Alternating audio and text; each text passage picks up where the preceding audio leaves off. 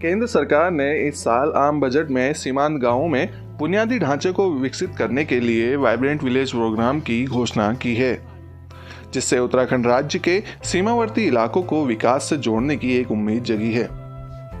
उत्तराखंड राज्य की 675 किलोमीटर की सीमा चीन और नेपाल से जुड़ी है और आज भी सीमावर्ती इलाके विकास की मुख्य धारा से नहीं जुड़ पाए हैं। यही वजह है कि केंद्र सरकार के वाइब्रेंट विलेज प्रोग्राम से इन इलाकों की स्थिति सुधरने की उम्मीद है।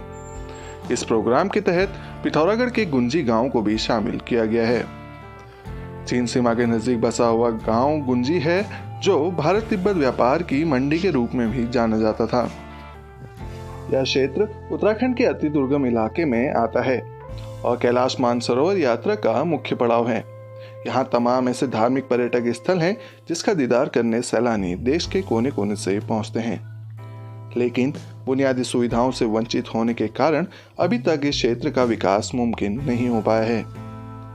गुंजी को वाइब्रेंट विलेज प्रोग्राम में शामिल किए जाने की जानकारी देते हुए पिथौरागढ़ की जिलाधिकारी रीना जोशी ने कहा कि इस प्रोग्राम के तहत गुंजी गांव के आसपास के सभी इलाकों में विकास कार्य तेजी से होंगे और पर्यटन के क्षेत्र में भी गुंजी को एक नई पहचान मिलेगी।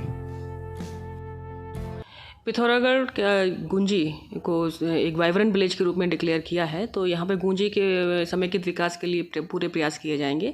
यहाँ इसको एक टूरिज्म हब की तरह से डेवलप किया जाएगा ताकि लोग बड़ी संख्या में यहाँ पर आएँ और इस एरिया का पूरा विकास हो। यहाँ पे सारे जो डिपार्टमेंट है, चाहे एग्रीकल्चर हो, हॉर्टिकल्चर हो या टूरिज़्म हो, सब लोग मिलकर काम करेंगे और इस क्षेत्र के पूरे विकास का पूरा प्रयास करेंगे और ताकि आगामी कुछ वर्षों में यहाँ में फुटफॉल बढ़े और इस पूरे एरिया सिर्फ गुंजी के क्षेत्र का ही नहीं बल्कि पूरे पिथौरागढ़ जनपद का इससे विकास होगा। गुंजी गांव हिमालय क्षेत्र के काफी नजदीक बसा गांव है और इस इलाके को महर्षि वेदव्यास की तपोभूमि माना जाता है। इस कारण इस इलाके को व्यास वैली नाम मिला हुआ है। इस इलाके में ही ओम पर्वत, आदि कैलाश जैसे धार्मिक पर्वत शिखर मौजूद हैं, लेकिन बुनियादी सुविधाओं के अभाव में पर्यटक यहाँ ज्यादा नहीं रुक पाते। इस इलाके में सड़क तो पहुंच गई है, लेकिन बिजली, स्वास्थ्य, शिक्षा, संचार से यह इलाका अभी भी काफी पिछड़ा हुआ है।